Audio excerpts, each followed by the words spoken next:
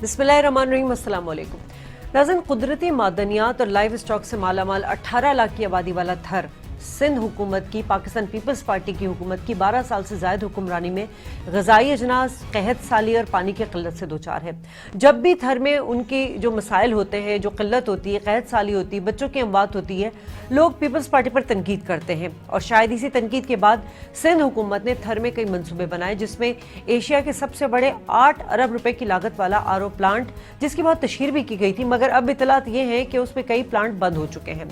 और इस तरह के दीगर मंसूबे भी हैं जो कि नामुकम्मल ही रहे। सेहत का फुकदान अलग है, जिसकी वजह से रवा साल 84 बच्चे जान से हाथ धो बैठे हैं। अस्पताल दूर होने की वजह से रास्ते में ही बच्चों की पैदाइश हो जाती है। पीपल्स पार्टी के झूठे दावे अपनी जगह, मगर वफाकी हुकूमत भी इससे नजरें चुरा रही है। बात करेंगे आज के शो में इस हवाले से, लेकिन आपको एक रिपोर्ट दिखाते हैं। थर में मौत का रक्स जारी, रोटी अमीरे शहर के कुत्तों ने छीन ली, फाका गरीबे शहर के बच्चों में बट गया। चेहरा बता रहा था उसे मारा है भूख ने, हाकिम ये कह रहा था कि कुछ खा के मर गया। जिंदगी कितनी बेरंग है अगर इसमें मासूम बच्चों की खिलखिलाहट ना हो, क्योंकि उनकी शोखी, उनका रोना जिंदगी का एहसास देता है। लेकिन सुबह सिंध में एक इलाका ऐसा भी है जहाँ ये खूबसूरत फूल अरसाए दराज से अपनी रंगीनियाँ खो चुके हैं, जहाँ भूख से बिलक बिलक कर, सिसक सिसक कर बच्चे जान दे रहे हैं। कोई तो हो जो उनके लिए कुछ करे, बात सियासत में न खो जाए। लेकिन कसूर क्या है थर पार कर के मासूम बच्चों का? क्यों वहाँ ग़िज़ाई किल्लत है? क्यों वहाँ ग़िज़ाई किल्लत से बच्चों की अमवात की खबरें आए रोज बढ़ती जा रही हैं? क्या हकीकत है इसकी? थर तो पाकिस्तान का सबसे बड़ा कोयले का ज़ख़ीरा भी रखता है। वहाँ मल्टीनेशनल कंपनीज के कैंप ऑफिसेज भी मौजूद हैं। वहाँ सड़कों के नेटवर्क की भी बात होती है। लेकिन बच्चों की अमवात के लिए क्या हो रहा है? इस सवाल का जवाब सूबे में मौजूद 12 साल से जायद सूबाई हुकूमत के पास भी नहीं। ये एक इंसानी अलमिया है। खबरें बदस्तूर आ रही हैं। रवां साल अब तक 84 बच्चे जान से जा चुके। और सिर्फ यही नहीं, बल्कि इसके अलावा सिविल अस्पताल थर पारकर में 50 से जायद बच्चे जेर इलाज हैं। इस ग़िज़ाई किल्लत का, इस गुर्बत, इस महरूमी का हल ये भी तो हो सकता है कि सूबाई और वफाकी हुकूमत मिलकर इस पर काम करे, ताकि फिर कोई बच्चा ग़िज़ाई किल्लत का शिकार होकर इस खूबसूरत जिंदगी से हाथ न धो बैठे।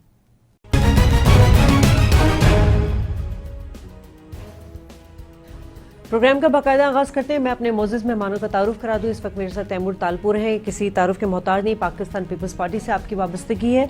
और हमें इस वक्त मुमताज़ नूरियों ने मिट्टी थर पारकर से ज्वाइन किया है, और कुछ ही देर में हमें नुसरत सार अब्बासी भी ज्वाइन करेंगी। बहुत शुक्रिया आप लोगों का। मुमताज़ साहब, सबसे पहले मैं, चूँकि आप वहाँ से रिपोर्टिंग कर रहे हैं, सर एक्चुअली ग्राउंड रिपोर्टिंग है क्या वहाँ पर? क्योंकि 21,000 मुरब्बा किलोमीटर पर फैला है ये सहरा, और गुज़िश्ता कई सालों से शदीद क़हत साली, पानी की किल्लत, वहाँ पे बच्चों की अमवात होती हैं, खुदकुशियाँ लोग कर रहे हैं, खुश्क साली है। वजह क्या नज़र आती है आपको?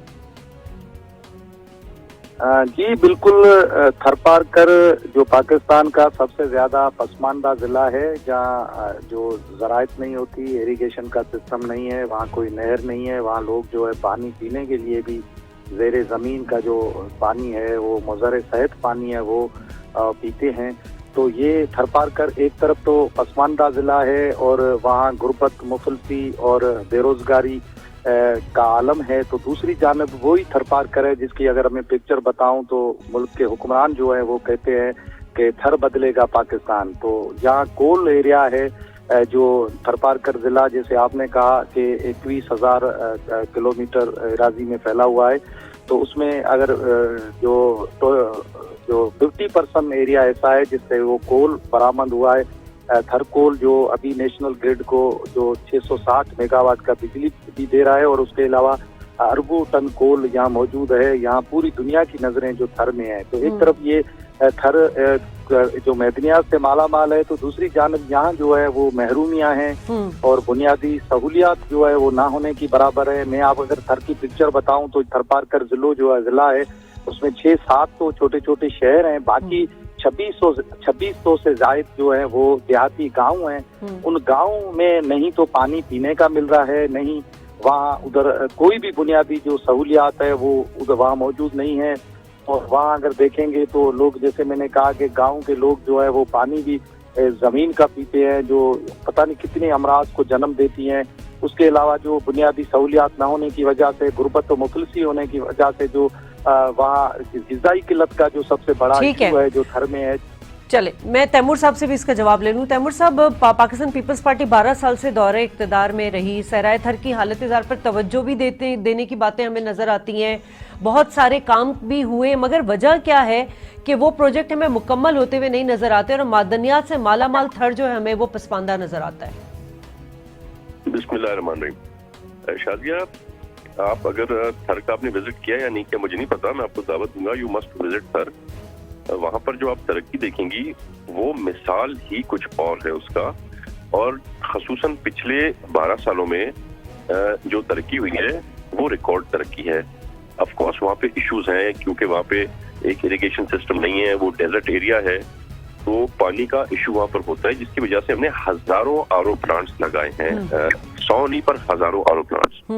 अच्छा, उसके बाद हमने रिवर्स ऑस्मोसिस प्लांट्स के अलावा बहुत इलाकों में वाटर पाइपलाइंस दी हैं, जो शहरों से जितना दूर तक जा सके हम ले जा रहे हैं। पर ऑफ कोर्स अभी भी ऐसी जगह है जहां पर ट्यूबवेल में से ही पानी निकाल के पिया जाता है और वो मुज़र सेहत भी है, उस पर हम बहुत तेजी से काम कर रहे हैं। जहां तक आपने बात की प्रोजेक्ट्स की, तो जो रोड और रास्ते थर में है शायद सिंध के किसी भी और डिस्ट्रिक्ट में आपको नहीं मिलेंगे उस क्वालिटी के रोड, और कहां कहां तक हमने वो रोडों का जाल फैला दिया है।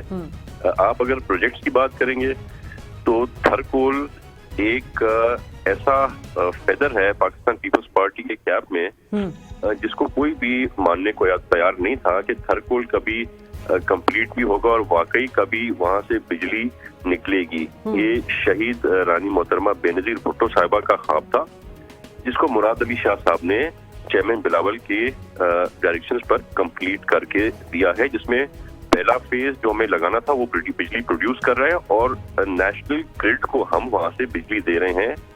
उसके साथ साथ उस पूरे एरिया में लोगों को, जहाँ से हमने जमीन खाली कराई है, उन सबको इंडिविजुअल कॉलोनीज बना के दिए पक्के घरों के साथ। आप जाके देखेंगे तो आपको भरोसा होगा, आप शायद फोन पे आपको भरोसा ना आए, क्योंकि जब तक मैंने भी जाके विजिट नहीं किया था सर का एज एनवायरमेंट मिनिस्टर, मुझे बिलीव नहीं था कि इस किस्म के काम वाकई हो सकते हैं। ठीक है, जिस लेवल की वहाँ पे पढ़ाई हो रही है, स्कूल्स जो हमने दिए हैं, जो फाउंडेशंस वहाँ पे थर फाउंडेशन जो हमने लगाई हैं, मिसाली पढ़ाई का पेश आ रही है। अच्छा, अब आप आ जाए हेल्थ पर, तो मेरे ख्याल से कराची और हैदराबाद एक एक करके ना ये तैमूर साहब आप तो सारा एक ही जवाब दे देंगे सब में।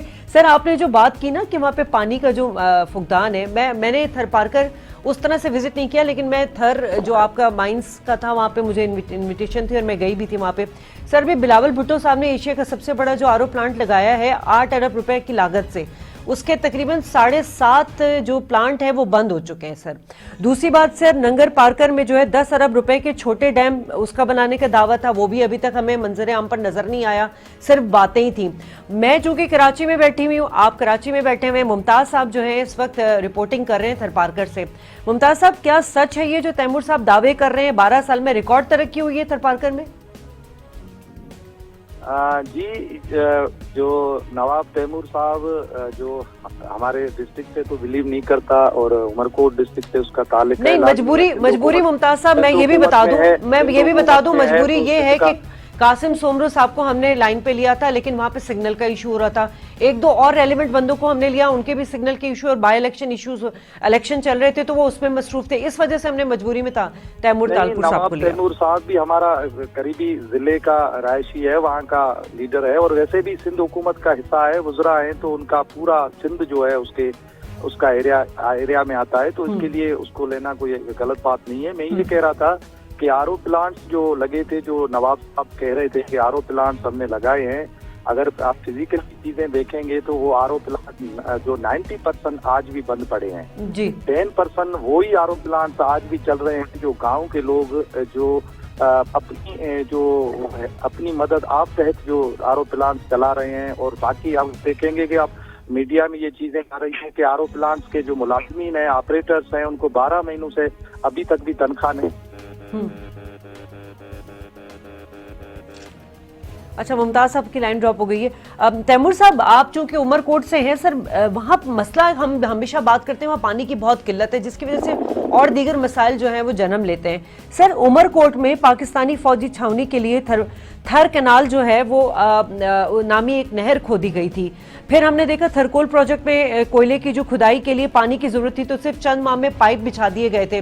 तो सर, क्यों वहां के थर के जो लोग हैं जो पानी की वजह से मुश्किलात का शिकार हैं, वहां लाइव स्टॉक जो है वो 60% से ज्यादा है, उनको पानी नहीं दस्तयाब हो रहा?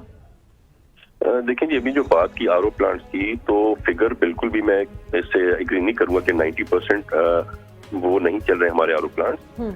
वहाँ पे जो बड़े बड़े आरओ प्लांट जितने प्लांट थे सारे चल रहे हैं। कुछ में मसले आए थे जिसकी वजह से इनके मिनिस्टर हमारे पब्लिक हेल्थ इंजीनियरिंग के शबीर बजरानी साहब, उनको टास्क मिला था कि within 6 months you have to rectify all the faults. और इस बात को 3-4 महीने हैं और जितने भी खराब उसमें 50% की रिपोर्ट आ गई है, आर ऑल फंक्शनल अगेन। तो मेरे ख्याल से आप जरा इसको रिविजिट करेंगे तो आपको बहुत बेहतरी नजर आएगी आरओ प्लांट्स के इशू में। पर यस, आई एग्री कि अभी भी ऐसे आरओ प्लांट्स हैं जिन पे काम हो रहा है, जिनको शुरू करना है। तनख्वाहों से मैं वाबस्ता नहीं हूँ कि तनख्वाहें मिली हैं या नहीं मिली हैं, क्योंकि हमारे यहाँ भी इशू था पेस का, पर सारों को सैलरीज मिल रही हैं। तो कोर्ट के बीच में ऑर्डर्स आए थे, उन कोर्ट ऑर्डर्स पर काफी मुलाजमीन को हटाने का कहा गया था, पर उन सबको भी हमने वापस कोर्ट ऑर्डर लेके और पेज उनकी सैलरी स्टार्ट कर दी थी। ठीक है। तो तरक्की जो है वो बिल्कुल हो रही है। मैं ये नहीं कहूंगा कि 100 में से 100% हम अच्छा काम कर रहे हैं, पर एक सेटिस्फैक्ट्री काम की पेस है और हम इस पेस को बढ़ाने की कोशिश भी कर रहे हैं अलग अलग डिपार्टमेंट्स के थ्रू। ठीक है। मेरे साथ इस वक्त मौजूद हैं अलखिदमत फाउंडेशन सिंध के प्रेसिडेंट उमर फारूक। बहुत शुक्रिया उमर साहब। उमर साहब, हम थर को लेके बहुत दफ़ा प्रोग्राम्स कर भी चुके हैं, सुप्रीम कोर्ट के भी रिमार्क्स आ गए। प्राइम मिनिस्टर इमरान खान साहब ने 2 साल पहले भी बात की थी कि जी थर को हमें जो है वो उसको सहूलियात देनी है, वहाँ के जो मकामी लोग हैं उनको वो बड़ी मसाइल का शिकार है। सर, वजह क्या है? वहाँ पे इतने आरओ प्लांट है लेकिन आरओ प्लांट जो है वो उससे पानी दस्तयाब नहीं हो रहा। ये मसले का हल तो नहीं है, क्योंकि अलखिदमत ने भी बड़े आरओ प्लांट लगाए वहाँ पे। बिस्मिल्लाहिर्रहमानिर्रहीम, आपको मेरी आवाज आ रही? जी जी बिल्कुल आ रही है। अच्छा, इसमें जो इशू है, मतलब सूबाई गवर्नमेंट भी काफी कोशिश करती रहती है और मरकजी गवर्नमेंट भी ऐलानात करती रहती है, लेकिन मसला ये है कि वहाँ पे मसाइल हल नहीं हो पा रहे हैं। तो असल चीज को एड्रेस हमें करना चाहिए। ये पहले एक दफा कोशिश की गई थी कि नहर के जरिए वहाँ पे थर पार्कर में पानी पहुँचाया जाए। जो बड़ी हुकूमतों का काम यही होता है कि किसी तरीके से पानी को जो है टेल तक पहुँचाया जाए, लेकिन वहाँ पे बदकिस्मती ये है कि वहाँ पे असल काम नहीं किया जाता, बल्कि ये जो कॉस्मेटिक्स तरीके से पैसा बनाने के लिए या माल बनाने के लिए आरओ प्लांट लगा दिए गए हैं। आरओ प्लांट जहाँ पर भी लगते हैं वहाँ पे स्किल्ड लेबर होनी चाहिए, वहाँ पे कोई मेंटेनेंस के डिपार्टमेंट होने चाहिए जिसके जरिए जो है वो प्लांट्स को चलाया जा सके। आपके पास वो सब कुछ वहाँ पर मौजूद नहीं है और असल जो करने का काम है कि नहर के जरिए वहाँ पे पानी पहुँचाया जाए, मीठा पानी पहुँचाया जाए लोगों को, उस पर हम कोई तवज्जो नहीं दे रहे हैं। मैं पहले भी ये बात कह चुका हूँ कई दफा कि जो छोटे छोटे प्रोजेक्ट्स होते हैं ये एनजीओस के काम होते हैं कि पीने के हवाले से ये पानी पहुँचाएं, लेकिन जो बाकी जरूरियात हैं वहाँ पे आवाम की, लोगों की, और जो बड़े प्रोजेक्ट हैं, नहर जो खोदना है, ये नहर के जरिए पानी पहुंचाना है, ये कोई एनजीओ का या किसी सियासी पार्टी का तो काम नहीं है, वो तो नहीं पहुंचा सकती। इसके लिए बड़े वसाइल की जरूरत है और असल हल भी उसका सर, मैं कासिम सोमरू का एक स्टेटमेंट सुन रही थी जो अभी कुछ दिन पहले जो है नंगर पार्कर कुआं खोदते हुए 4 अफराद डूब गए थे। उन्होंने ये जवाब पेश किया कि जी पाबंदी के बावजूद लोग वहाँ पानी की किल्लत के लिए लोग जाते ही क्यों हैं कुएं में और ये कुआं खोदते ही क्यों है, जिसकी वजह से अक्सर ये वहाँ ये वाकयात पैदा होते हैं। वो कह रहे हैं जी इतनी बड़ी पाइपलाइन, उस पर बड़ी लागत आएगी, हम कहाँ से पूरा करेंगे वो?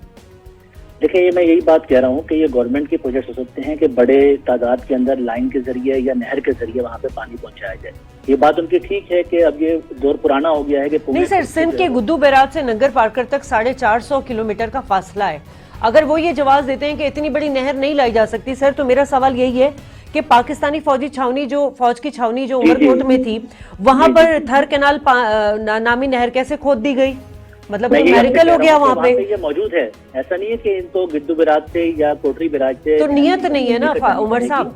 वहाँ पर ये फैसिलिटी मौजूद है, वहाँ पे नहर जारी है, वहाँ पे थरपारकर को पानी नहीं मिल रहा है। आप वहाँ पे थरपारकर के बॉर्डर तक तो पानी पहुँचा रहे हैं ना फौजियों के लिए, तो आपको चाहिए कि वहाँ के जो अवाम जो प्यास से और भूख से मर रहे हैं उन तक भी पानी पहुँचाया जाए। तो इसलिए हमें कोशिश करनी चाहिए, गवर्नमेंट से हम ये मुतालबा करते हैं कि आरओ प्लांट चलाना और जो बाकी कॉस्मेटिक्स दिखाकर वहाँ के अवाम को जो है वो धोखा देना, इससे दूर रहा जाए और वहाँ पे नहर के जरिए ठीक तरीके से पानी पहुँचाया जाए ताकि वहाँ के लोगों के। मुमताज साहब है मेरे साथ मौजूद?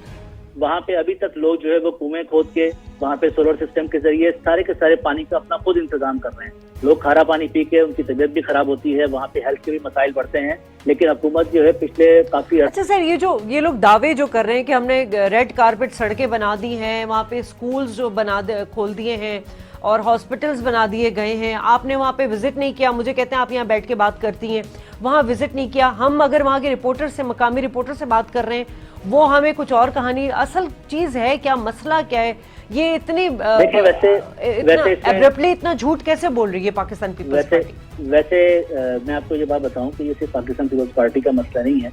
और हम थरपारकर के बारे में जो बहुत सारी बात करते हैं, इससे फैसला नहीं कि सिर्फ थरपारकर पे नहीं, फेडरल की भी बात है, मैं विफाक पर भी आ रही हूँ। मैं सिर्फ फेडरल की बात नहीं है, ये पूरे लाड़काना के अंदर भी स्कूल बंद पड़े हुए हैं। आप जो है वो पंजाब के अंदर भी जाएंगे, स्कूल बंद पड़े हुए हैं, केसीके के अंदर और बलूचिस्तान के अंदर भी स्कूल बंद पड़े हुए हैं।